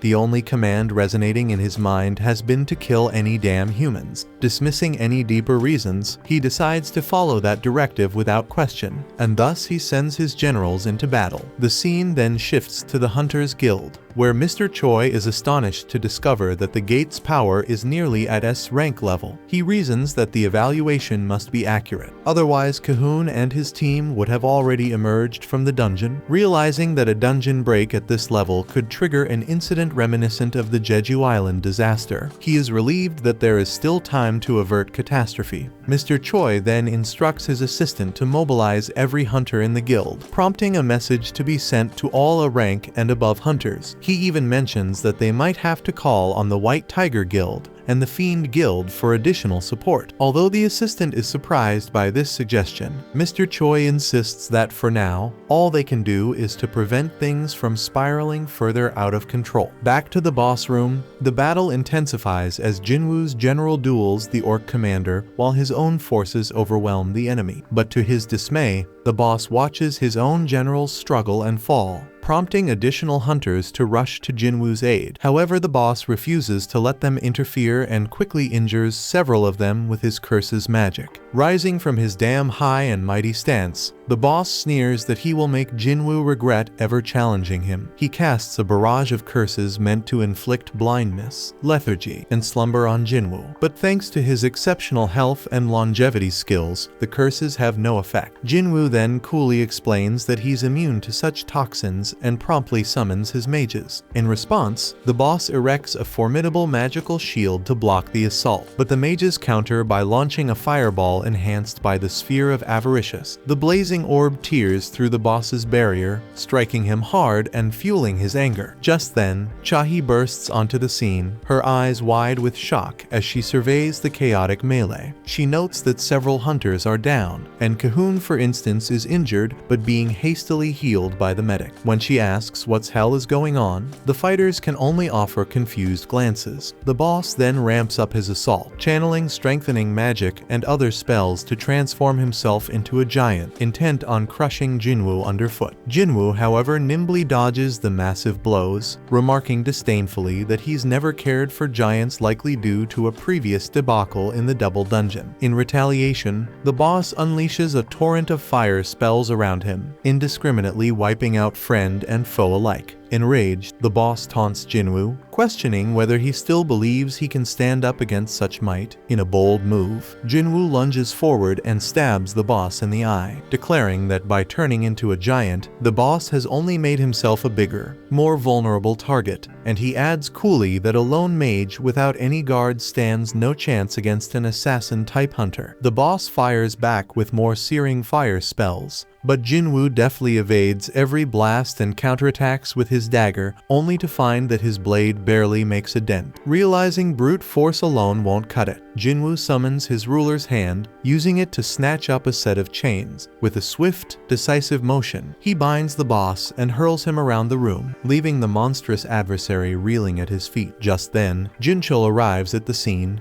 and taking in the astonishing display, tells Chahi that he had come to lend support when he noticed an outpouring of potent magic from outside, but now he feels his help might no longer be necessary. Noticing that even the head of surveillance seems to acknowledge Jin-Woo's power, Chahi wonders just how formidable he must be. She asks Jin-Chul what he thinks of Jin-Woo, to which he replies with a shrug, admitting that he doesn't really know him all that well. Meanwhile, Jin-Woo tells the injured boss that his fate was sealed the moment his own guards fell in battle. Refusing to accept defeat, the boss snarled, but Jin-Woo wasn't finished yet, and he called upon the spirits of his former guards to finish the job. And after exchanging some decisive blows, the boss fell, and with great fear in his eyes, he looked up and saw his former generals ending his life. After emerging victorious, Jin-Woo felt a surge of power and ascended a few levels, then proceeded to extract the boss's soul, a move that shocked everyone. After rising up, Jin-Woo jokingly comments that he finally becomes now much more docile after he turns into a shadow. Then, while performing the extraction, he realized he could name the soul. Since the boss's true name had escaped his memory, he decided to dub him Fang. Upon inspecting Fang's essence, Jin-Woo discovered that the fallen foe held the Elite Knight rank, a classification he'd never encountered before, though he recognized it as something truly remarkable. He also notes that the High Orcs proved to be a significant gain. Just as Jin-Chul steps forward, up until this point, Jin-Woo had been so engrossed in the soul extraction that he hadn't noticed Jin-Chul's arrival. When other hunters begin clamoring for an explanation of what just transpired, Jin-Chul's team intercedes on his behalf, declaring that Jin-Woo is currently the association's top secret. They instruct everyone to keep the day's events confidential, explaining that Jin-Woo unleashed the power of an S-rank hunter solely to protect them. With that, Jin-Chul and his team escort Jin-Woo out, but before parting, Cahoon and his comrades express their heartfelt gratitude, and Jin-Woo returns the healer's will to her. Then, as Jin-Woo was departing, Chahi tried to catch up with him to speak, but the bespectacled mage interrupted and asked why she was lugging around with a pickaxe. But Chahi shyly wonders if he would think she is weird, so the mage asks who she is talking about, and Chahi shyly replies no one. Later, Mr. Choi receives a report of the incident and is utterly astounded by the multitude of abilities Jin-Woo has displayed. He asks Cahoon to compare the strength of Jin-Woo with his own, noting that while typical raids rely on the coordinated efforts of many hunters, Jin-Woo defies that norm by working alone. Cahoon then challenges Mr. Choi, asking whether he truly believes that he can conquer the most difficult dungeon on his own. Mr. Choi, with a wry smile, remarks that he doubts it, and then says that his title of Ultimate Hunter might now be little more than a joke. And as Mr. Choi leaves, Cahoon tells him that he must recruit Jin-Woo at all costs, and Mr. Choi announces that he will do his best. Meanwhile, Jin-Woo meets up with Leo, inquiring about how matters with the guild master have unfolded. Leo fills him in on the details, and the scene then shifts to the Hunter Association. There, a famous actor named Lee Min-seung has just awakened as a hunter, and the media has swarmed the area to cover the breaking news. Min-seung, reveling in the attention, believes himself to be the star of the day, basking in his newfound fame. Then we see Beak and Mr. Choi arriving at the Hunter Association, where the media is abuzz with rumors that they're there to recruit Lee Min-seung. Irritated, Beak exclaims and says, "Who on earth is that?" And also Mr. Choi makes it clear that they're not here for that triviality. Although he's aware of Lee Min-seung, and explains that the man has already signed with the Fiend Guild, and their business here is entirely unrelated. With no scandalous scoop to chase, the press quickly loses interest and disperses.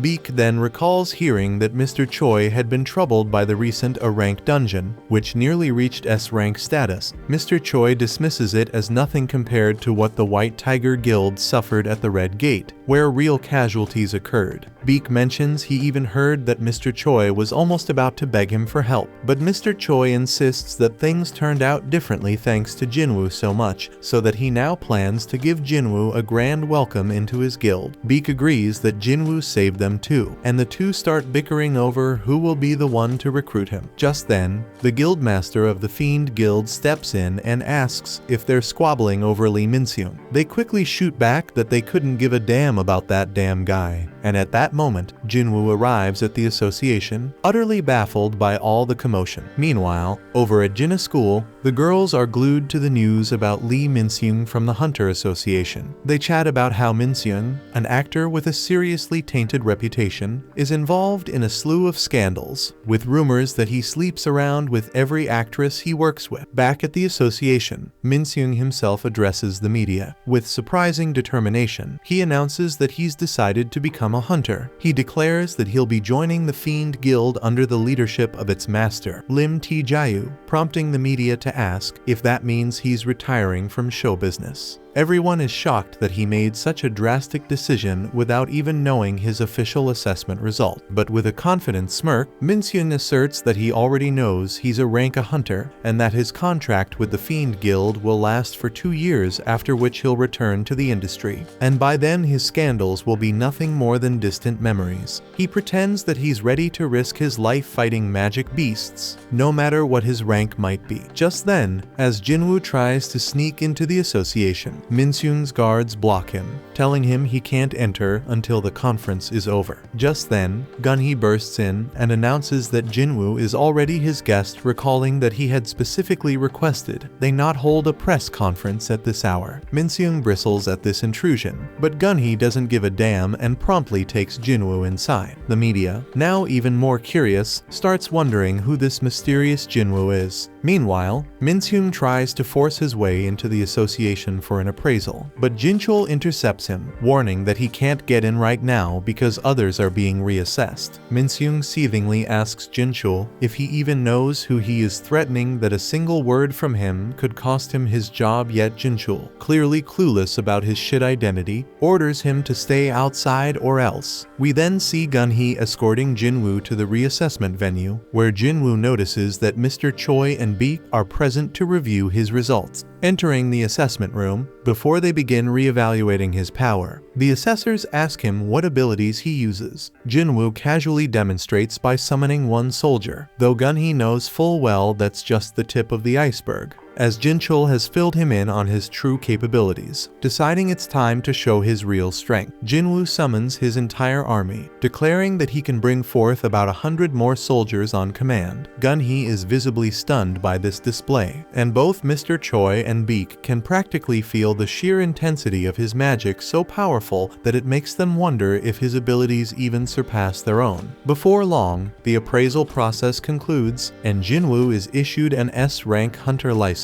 He thinks to himself that with this new status, no one will ever suspect him if he sells the Sphere of Avaricious, using the money to get properly equipped. With renewed determination, he decides that his next target will be the demon castle, and Gun-hee eagerly looks forward to seeing what he can accomplish. We then see Jin-Woo leaving the association, with Mr. Choi and Beak waiting eagerly to talk to him about recruiting him, but he simply walks right past them, insisting he has other pressing matters to attend to. Just as he opens the door to the association, he's ambushed by flashing cameras, the media snapping pictures of him. Song-yi, astonished to see his face on the news, shows the photos to Jinna, who is equally shocked to discover that her brother has become an S-rank hunter. All of Jin-Woo's associates catch wind of the news. Some can't believe their eyes, while others had long suspected it was only a matter of time. Back at the association, the media have shifted their focus away from Min-seung and are now bombarding Jin-Woo with questions. Meanwhile, Leo confides in his father that he was unable to convince Jin-Woo to join his guild. He recalls that Jin-Woo flatly rejected his offer, insisting that he has a personal mission to complete on his own. Jin-Woo explained that joining any organization at this point would only slow down his progress. He must grow stronger independently, and then he asks Leo to come with him instead. Back to the present, Leo pleaded with his father to let him follow Jin-Woo. In response, his father scolds him for what he sees as an extremely selfish decision. He reminds Leo that he had originally entrusted this project to his own brother, only to change plans at Leo's insistence. And now Leo seems intent on abandoning everything without achieving a single milestone. He challenges Leo, asking if he believes that is fair, prompting Leo to recall his experiences with Jin-Woo and resolve with determination that he must go with Jin-Woo, no matter what. At the same time, staff at the association are busy keeping the press at bay, preventing them from crowding around Jin-Woo. Beak offers to escort Jin-Woo home, arguing that dealing with the media would be too draining, but Jin-Woo insists there's no need. With remarkable speed, he slips past the reporters while covering his face. Mr. Choi is stunned by how physically strong Jin-Woo has become despite his magical background, and Beak can hardly follow his movements with his own eyes, so he wonders if Jin-Woo has grown even more powerful since they last saw him.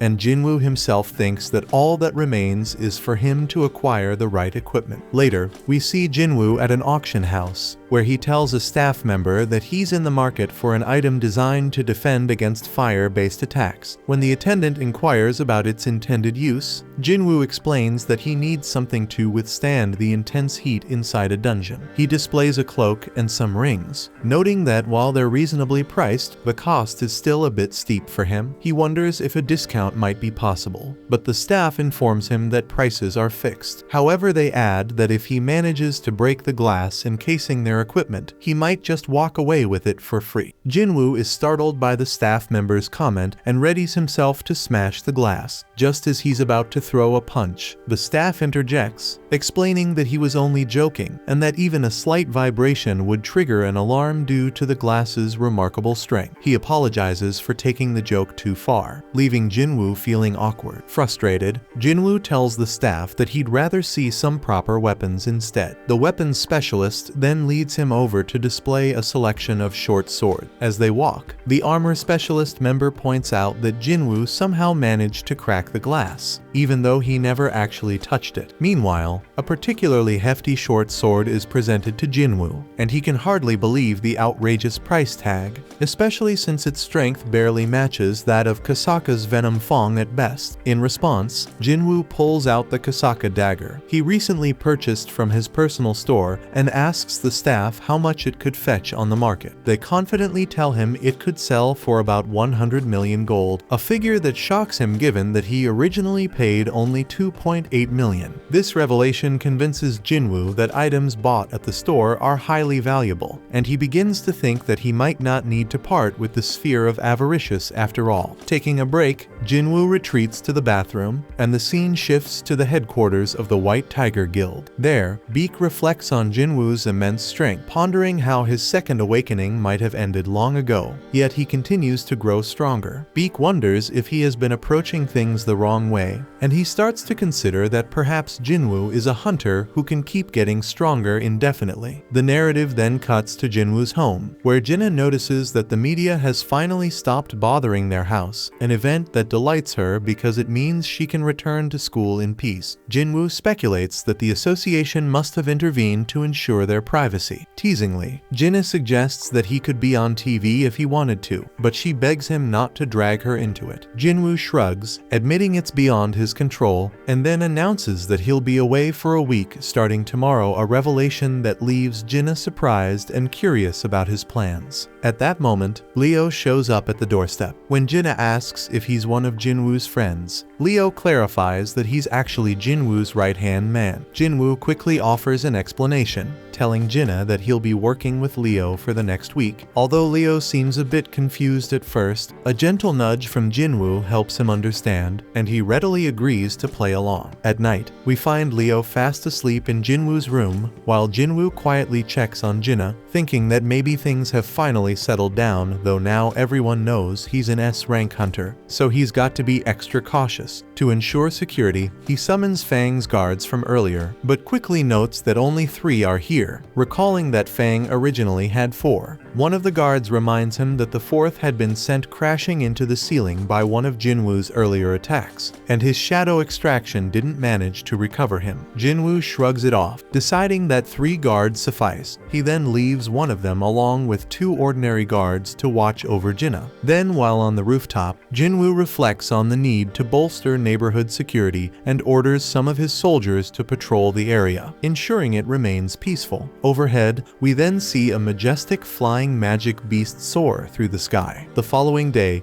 Jin-Woo and Leo are seen driving together. Leo thanks Jin-Woo for letting him stay over, and Jin-Woo reassures him that there's no need to worry about him running away from his house. Leo then inquires about Jin-Woo's business at Daesung Tower. Jin-Woo reveals that he's scheduled to train for an entire week there. Much to Leo's surprise, after all, he's already an S-rank hunter. Jin-Woo simply replies that he still believes in the pursuit of greater strength, a sentiment that doesn't surprise Leo all that much. Later, inside the imposing demon tower, Jin-Woo, adorned in his water-based ring and wind robe, embarks on his latest conquest. He receives a quest to slay the demon monarch baron residing on the top floor, with a reward promising a rune stone for the Shadow Exchange ability plus 30 ability point. Fired up by the challenge and the rewards on offer, he teleports to the 76th floor. In another scene, Leo's mother is seen in conversation with his father, astonished that their son has left home. While his father appears nonchalant, he suddenly collapses. Back at the demon castle, Jin-Woo is locked in combat with a formidable boss-level monster. In the heat of battle, he summons Fong and hands it the Sphere of Avaricious. Fong retaliates by unleashing a powerful fire spell that reduces the monster to ashes. Impressed by the display, Jin-Woo resolves to carefully consider when best to deploy Fong's abilities in the future. Later, we see Leo's father awake in the hospital, learning that Leo has come to visit him. His wife confesses that she lied about his collapse being due to overwork to Leo, and they recall the doctor's grim explanation. He has contracted the so-called eternal slumber disease, a condition where one is overwhelmed by sleepiness until they eventually falls into an unending slumber. Leo's father kept wondering why he had contracted this awful disease, and the doctor explained that people with low resistance to magic are especially prone to it if they're exposed for too long. The doctor even asked if any of his friends or relatives were hunters, which made both him and his wife think about their own son Leo. But the doctor admitted that the exact cause was still unconfirmed. Frustrated, Leo's father then began to wonder if perhaps he had been completely eliminated by this harsh world. Meanwhile, at the country's border, a squad of hunters was patrolling the area when they encountered that flying magic beast we saw earlier. They stopped in their tracks, all scratching their heads and wondering what the hell is that. Back in the demon castle, Jin-Woo has leveled up after his recent battles. He explains that he's reorganized his soldiers into 6 separate teams, each operating on its own with 2 simple orders. First, to eliminate every visible enemy, and second, to alert him as soon as they find the permit. He admits that this strategy means he won't be able to grab any loot aside from the permit, but it's a more efficient plan overall. However, his progress has slowed considerably since he hit the 80th floor. As he ponders what might be causing the delay, he suddenly notices a drastic drop in his MP. It turns out that someone has been continuously wiping out his soldiers, specifically targeting his team A. Jin-Woo is shocked that an enemy here could defeat a team of his high high-level orcs. So he calls his team back and heads out personally to investigate. Arriving on the scene, he finds that Team B has also taken a hit, and he figures that the enemy must be seriously formidable, but something doesn't add up. He points out that Fang's team was much closer to Team A, yet the enemy chose to target the more distant Team B. It dawns on him that this adversary must have known that Fang was too powerful to tackle, and so deliberately chose weaker opponents instead.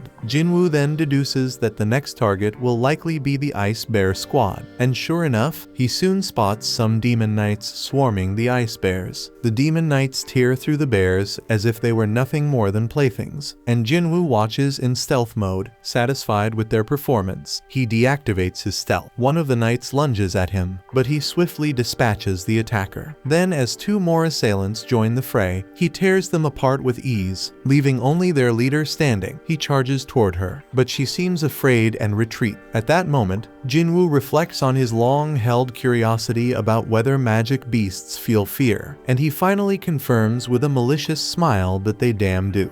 Then, as the fray intensifies, he engages the enemy leader in a brutal confrontation, nearly delivering a fatal blow, until in an unforeseen turn, she concedes before he can strike the final blow. As her voice reverberates through the tumult, he suddenly realizes she is a woman. After removing her helmet, he studies her features with surprise. She begs him for mercy, leaving Jin-Woo stunned that the one who had instigated the battle now implores for her life. And then he retorts coldly, pointing out that he has already dispatched all of her comrades. Undeterred, she insists that it is the inviolable duty of the knights to protect their lord at all costs, convinced that her own safety is the cornerstone of her people's prosperity. But to him, however, her argument comes off as nothing more than self-centered sentiment.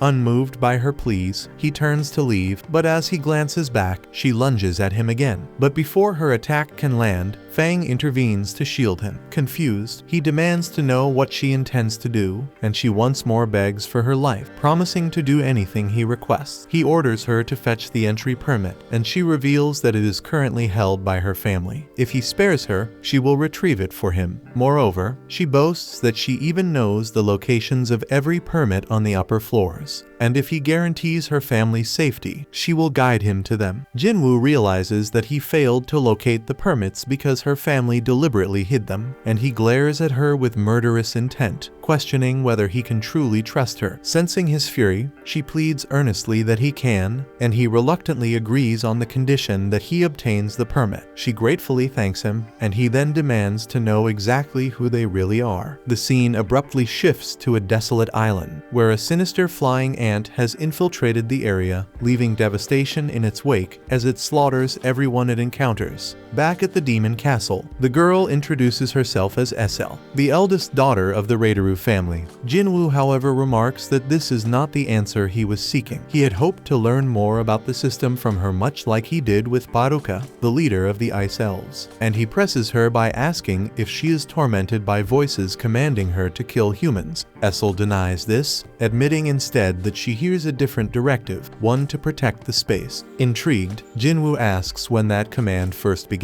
She confesses that it all began the moment she arrived here, and when Jin-Woo presses her about where she was before, she replies that she was in the demon realm, and that everyone only ended up here once they regained their senses. Intrigued, he wonders aloud what they were doing in the demon realm. Suddenly, something odd happens. She starts acting robotic, her voice flat as she explains that they were preparing for war. When he asks who they were gearing up to fight, she reveals that it was against a formidable enemy, so powerful that the demons had to band together to stand a chance, and they were on the verge of fighting that formidable enemy. But just as she begins to elaborate further, an error message suddenly issues from her mouth, announcing that the details are classified and that the conversation is now blocked. Before he can press for more, she faints, and Jin-Woo quickly catches her, realizing that he can no longer ask for any additional information. The scene then shifts to a meeting at the Hunter Association. Officials review photos from the recent flying ant attack on the Japanese outlying islands, and Jinchul reports that the assault caused a total of 294 casualties, with 108 hunters engaged in battle. Among the fallen were 4 E-rank hunters, 1 C-rank, and 1 B-rank hunter. Gunhee is astounded that a single monster could inflict so much damage, and Jinchul adds that the creature was eventually put down by an A-rank hunter who arrived on the scene. Gunhee deduces that the winged ants must possess a rank strength, a fact confirmed by Jinchul, who cites findings from the investigation department after dissecting the monster. Gunhee then points out that the island attacked lies just 120 kilometers from Jeju Island, warning that if those ants develop even stronger flight capabilities, they could easily reach the southern tip of their nation. He immediately calls for assistance from Japan and urges that neighboring countries be alerted. He laments that the inevitable threat is upon them now. He wanted to strike first to prevent casualties, but it appears he was too late. Determined, he declares that the 4th raid mission of Jeju Island is now underway. Back in the demon castle, Essel apologizes to Jin-Woo for suddenly fainting. He gently asks if she's alright, and she assures him that she's fine, even wondering if he had been worried. He admits that he was indeed concerned, then inquires if her home is nearby. Essel gestures toward a house straight ahead, and they proceed inside. Once there, her father is taken aback by the unexpected visitor and wonders if she hadn't noticed the countless troops silently looming in his shadow. Jin-Woo notes with appreciation that her father is quite perceptive, but soon enough Essel's father's forces close in around him, declaring that they won't let him leave alive. Essel intervenes, pleading with her father to stand down, while Jin-Woo calmly reminds her father that he promised Essel not to harm anyone as long as he receives the permit. Having heard that Jin-Woo had defeated both Vulcan and Metis, her father is convinced that Jin-Woo isn't an opponent they can defeat. Reluctantly, he hands over the permit, ordering Jin-Woo to leave. Then, with unexpected boldness, Jin-Woo asks if he might borrow her daughter as well. Startled, her father demands an explanation, so Jin-Woo explains that Essel had earlier mentioned she knew the locations of the permits on every floor. Her father then asks whether Jin-Woo can guarantee his daughter's safety, to which he promises he can. Satisfied, her father permits the arrangement, prompting Jin-Woo to ask Essel to guide him. Elsewhere, we see scientists are busy dissecting the flying ant, examining every detail with intense scrutiny. Back at the castle, Jin-Woo continues his steady ascent through the floors, and soon he finds himself on the 89th floor. There he observes that both Igris and Tank have leveled up, one now holding the title of Elite Knight, while the other is just a knight. He muses that one of them now rivals the strength of an S-ranked adventurer, while the other is comparable to a rank A adventurer. Meanwhile, Essel has prepared an array of gifts for the nobles on the floors above, intending to negotiate permits through these offerings, but Jin-Woo dismisses the need for such bribes. Essel then warns him that the floors above level 90 are managed by high-ranking nobles on a completely different level from the low-level shits he's been fighting, so obtaining permits by mere conversation will be extremely difficult. Jin-Woo agrees, remarking bluntly that no one bothers to talk to someone they consider weak. He recalls that her family is locked in fierce competition with other demon nobles and promises that he will elevate her family to become the most powerful in this realm. Essel then asks him why he spared her family, and Jin-Woo replies bluntly that it's because he likes her leaving her blushing and embarrassed. Jin-Woo muses that he really does get along with simple-minded folks like her and Jinho, so he tells Essel to head back home now. He reminds her that she just warned him things would get tough from here on out, and he doesn't want to drag her into danger. But before she leaves, he asks her to disclose the locations of the permit. Nervously, she wonders if she's useless to him, but he reassures her that isn't the case. In fact, he believes it wouldn't be safe for her to go ahead with him. Still determined to follow him and witness his achievements, she insists on coming along, so he agrees, and together they ascend to the 90th floor. There Jin-Woo battles the monsters advancing ahead, and he realizes that Essel was right. Both the strength and the sheer number of monsters in this area far exceed those on the lower levels. Nonetheless, he manages to push forward with little difficulty until he finally reaches the 97th floor. The scene then shifts to the Hunter Guild, where we learn that both Mr. Choi and Cha-hee have received a call for the 4th raid on Jeju Island. Mr. Choi reveals that all the S-rank hunters in the country have been mobilized, and Cha-hee wonders if this means Jin-Woo will be involved as well. He then informs her that they will be cooperating with Japan this time, since the flying ants have also been threatening that region. Cha-hee asks when the raid will commence, but no exact time has been decided yet, though he believes it will start soon because the hunters from Japan's ultra-large guild are scheduled to arrive in their nation later today to discuss the situation. Meanwhile, we see Jin-Woo on the 100th floor of the demon castle, where he spots a wyvern circling overhead. The creature lands, and riding it is none other than the demon lord, Baron. Jin-Woo is struck by the overwhelming aura emanating from Baron and wonders if he has any chance of defeating him. Essel freezes in fear at the sight of the demon monarch, and Jin-Woo realizes he must bring Baron down from his ride first because fighting an opponent in the air would be far too challenging. Baron then soars upward, summoning demons to attack Jin-Woo. Essel panics, unsure of what to do, and Jin-Woo quickly summons his army, now enhanced by his monarch's domain. Together they engage the summoned demons, wiping them out with ease, which leaves Essel in awe of Jin-Woo's power. Still, she remains uncertain whether he can ultimately prevail against Baron, as he is merely an invader, and she wonders whose side she should ultimately choose. Baron then unleashes a torrent of lightning that cascades from the sky in a devastating area of effect attack, decimating Jin-Woo's soldiers and sapping a large portion of his mana. Essel nearly gets caught in the storm, but Jin-Woo quickly shields her. He realizes that this isn't ordinary lightning. It's a wide-range assault with a stunning effect. Though he knows his soldiers can be revived, repeated hits like this will rapidly sap his MP. Determined to act before his resources are completely depleted, he activates his dash and stealth skills to charge at Baron and target his wyvern. However, Baron effortlessly blocks his attack, and Jin-Woo is taken aback that his stealth detection was penetrated. Baron then hurls Jin-Woo forcefully to the ground and attacks with a homing lightning breath. Jin-Woo dodges the attack, but it is intercepted by Fang, who saves him at the last second. Just then, Igris steps in and slices off the wyvern's head, bringing Baron crashing to the ground. Jin-Woo breathes a sigh of relief, glad that the demon lord has been forced to the ground because he was growing weary of constantly looking skyward. The scene then shifts to the Hunter Association, where a meeting is underway with Goto Ruji, the guild master of the Draw Sword Guild, accompanied by his interpreter Hankawa. Gunhee explains that the Draw Sword Guild is one of the largest in Japan, boasting 11 rank hunters and standing as the second largest guild in Asia. He comments that Goto exudes an inspiring aura and truly lives up to his legendary reputation. Hankawa then thanks the association for accepting their proposal to form a joint assault team. Gunhee, not wanting any fuss, tells her not to mention it further. After all, they were the ones who first requested support. Hankawa then explains that their research, based on information gathered and the dissection of the winged ants, has revealed two critical points for the mission. First, the flying ants grow rapidly after hatching, but have a lifespan of only 1 year, meaning that if the queen is killed, the rest will perish within a year. The second key finding concerns the ants' behavior. Based on records from 3 previous raid missions, the researchers discovered that the ants are strongly attracted to potent magic power. Hankawa remarks that this trait will be crucial in devising a strategy for the upcoming mission, and Gunhee agrees, noting that they've analyzed the ants' movements with remarkable thoroughness. Hankawa then translates for Goto, explaining that their guild plans to send 10 out of their 11th rank hunters, all tasked with luring out the ants, while the Korean hunters are slated to eliminate the queen ant. Jinchul then expresses some reservations, pointing out that this strategy might force the Japanese hunters to face thousands of ants head-on. Goto, however, is unfazed since his hunters will merely act as bait rather than engage in full combat, and their AI simulation confirms that this is the optimum plan, and Gunhee agrees to the plan. Back in the demon castle, Jin-Woo's army continues its fierce battle against the demons, and Jin-Woo himself fights relentlessly. He barely finds time to gulp down a mana potion before he notices his MP rapidly depleting. We then see Igris, Iron, and Fang locked in combat with Baron, who seems to effortlessly block all incoming attacks, including Jin-Woo's own strike, and in a brutal moment, Baron seizes Jin-Woo by the head, poised to finish him off. Yet Igris intervenes, intercepting Baron's sword, and Jin-Woo takes advantage, slashing one of Baron's hands while Igris stabs the other, and Jin-Woo's shadow army holds the demon down. In retaliation, Baron unleashes another lightning breath that wipes out a large portion of Jin-Woo's forces, leaving him alarmed as his MP reaches critical lows. Undeterred, Baron summons his blades and engages Jin-Woo in a rapid exchange of blows. The high-speed duel sees Baron gradually overpowering Jin-Woo, and he even manages to disarm him. As Baron attempts to deliver a finishing lightning breath, Jin-Woo holds down his arms. Just then, Baron lunges again with his lightning breath, but in a sudden twist Essel throws her blade to divert his focus. Seizing the opportunity, Jin-Woo channels the power of his ruler's hand, and with a display of raw strength, he rips off Baron's arms. Not willing to give up, Baron tries once more to release a lightning breath, but Jin-Woo counters with a devastating uppercut that blasts the demon's head from his body, defeating him once and for all. Jin-Woo then collects Baron's soul, thus completing his soul collection quest, and he instructs Essel to inform her father that the Reiteru family is destined to rise to the top of the ranks in this tower from now on.